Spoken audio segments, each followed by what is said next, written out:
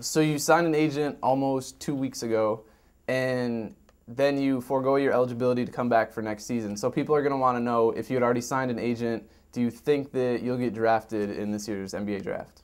I mean, I think I have a real good chance. I think the season that we had, going to the Sweet 16 really upped my stock, and especially my play in the Big East tournament, and as well in the NCAA tournament. So I think I definitely have a chance to get on a team definite. So we'll see what happens. There's always a chance that you're not going to get drafted in this year's draft. So people want to know, why did you decide to enter the draft and leave Syracuse then? Well, for one, I'm graduating. I'm gonna get my diploma and or my degree, and I got a daughter supporting my family, and a lot of stuff going on. So Syracuse has given me 4 great years, and I met people up here and had great experiences. So it's just time for me to move on and go to the next step of my life. Does that factor in that I'm leaving early, but at the same time I have a college degree?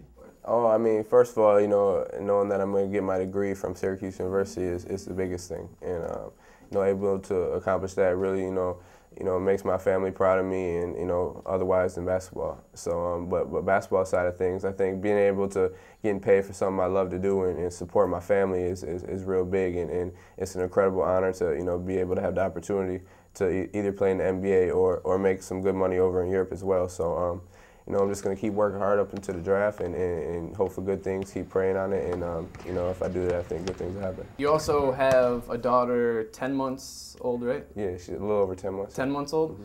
And so this has been a completely different situation for you. Obviously, right. Your daughter wasn't born at this time last year. Right. And how much does that play into not only my family back home in Michigan, but also that you have a daughter that you also need to support financially? I mean, that's obviously a big role in my life, having my daughter, and knowing that I have to take care of her and support her, obviously financially is big. So just that made my decision that much easier to be able to make the transition from college to professional. So.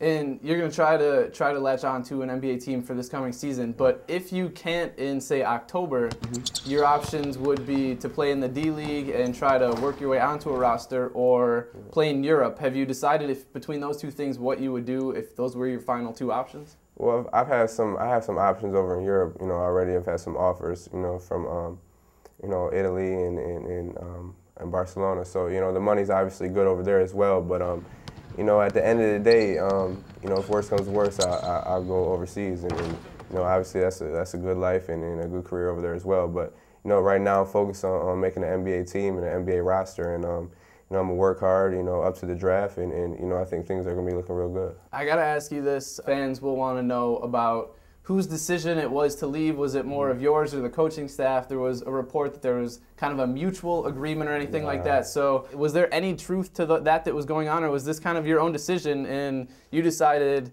that, hey, I'm going to leave, and kind of inform the coaching staff, or was there any miscommunication? I mean, Coach Boeheim never said that.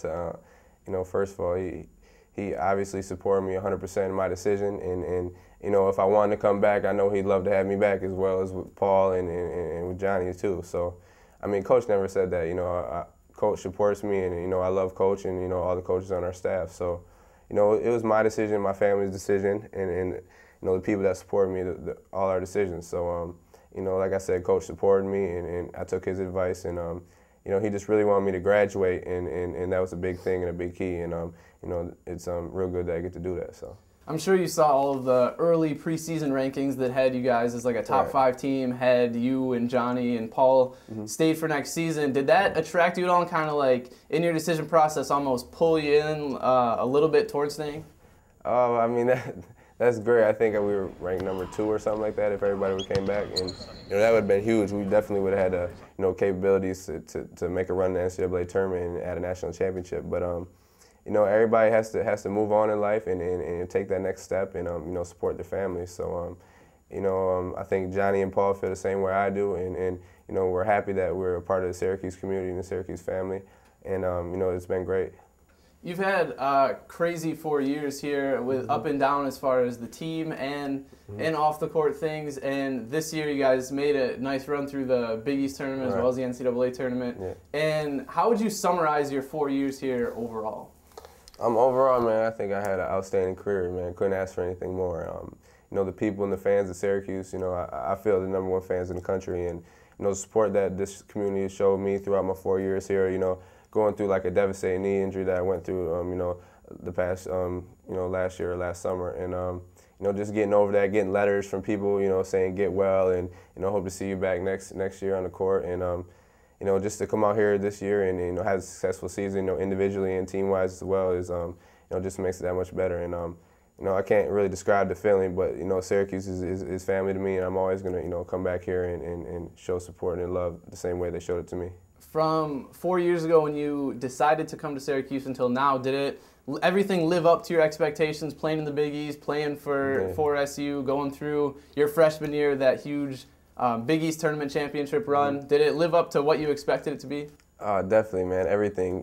Big East, every year it was the best conference in the country. Every year I played, the competition level is, above 10, from a scale of 1 to 10, it's on an 11. And, incredible games, being a part of that 6 overtime game this year versus Connecticut in the Big East tournament, and obviously, like you said, the Jerry McNamara run tournament, it's been incredible. It's been an incredible journey, incredible run, and to be able to be a part of the Hall of Fame coach and Jim Boeheim, and just all the players that came through and played with me, and that I played with, just incredible experience, and I'm glad to be a part of it. This isn't even related to the draft, but that UConn game and the West Virginia game with the half-court shot this year, what is it like now looking back at that one shot that you hit with a fingertip away from ending it in regulation to 30 minutes extra of basketball? Like, what is that kind of a lasting memory that you'll have at Syracuse? Oh, definitely. That's going to be #1 in my mind.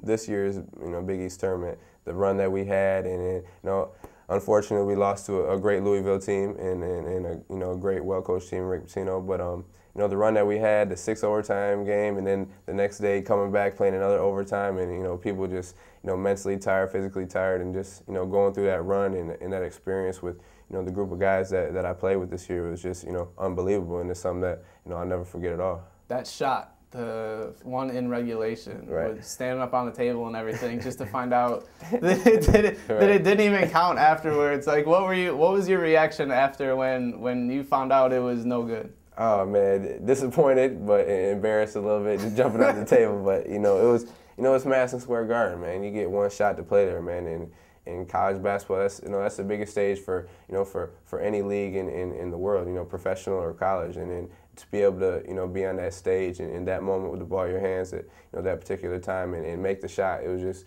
incredible feeling. So a lot of emotions were running at that time, and just made me do what I did. But obviously it didn't count, but it wouldn't have been the historic game that it was if it did. So those emotions you were kind of known for during your time here on the court, and you're not really like that as much off the court. And I guess for like a final answer for you, because people know you as Eric Devendorf, trash talker, intense player on the court, but is that just kind of your on the court persona? Like I've been saying the whole year, just it's my intensity and my passion and the pride I have for playing the game of basketball, and that's how much I love the game, and I like to show how much I love the game. And sometimes it gets where I maybe talking a little bit of trash or maybe showboating a little bit, so-called, but it's just a passion for the game. It's no disrespect to anybody out there. I think any basketball player knows that when you compete and go up and down for 40 minutes or 48 minutes, and it's wartime, and if a little something happens along the way or a little trash talk, I mean,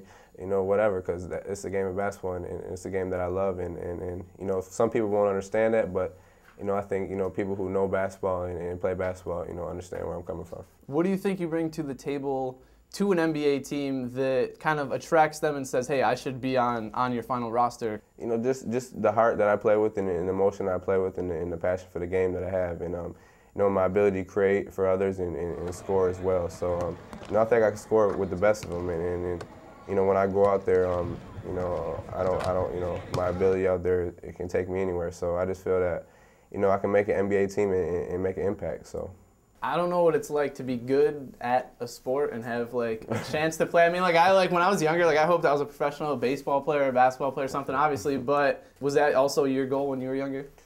Definitely. I mean, since 7, 8 years old, I've really kind of took basketball up and you know, always playing in the backyard. You know, my dad supported me to keep going and playing. And you know, as the years passed by, I kind of progressed and got older and you know, I really started loving the game, playing every day, going to Y, playing pickup and stuff like that. And you know, the dedication really just stuck with me through high school, and you know, I got a lot of honors and awards in high school, and you know, God blessed me to be able to come to Syracuse University and have a great 4 years, and you know, be able to have an opportunity to even play in the NBA. You know, people just dream about it, but you know, right now I have the opportunity to, you know, go make some money to play basketball and love doing it. So, you know, I'm just really taking it one day at a time and soaking everything in, and you know, and it's God's blessing that I'm be able to hear and do something I love and get money for doing it. So appreciate the interview, and good luck with your professional career. Hope to see you on an NBA roster in October. Definitely appreciate it.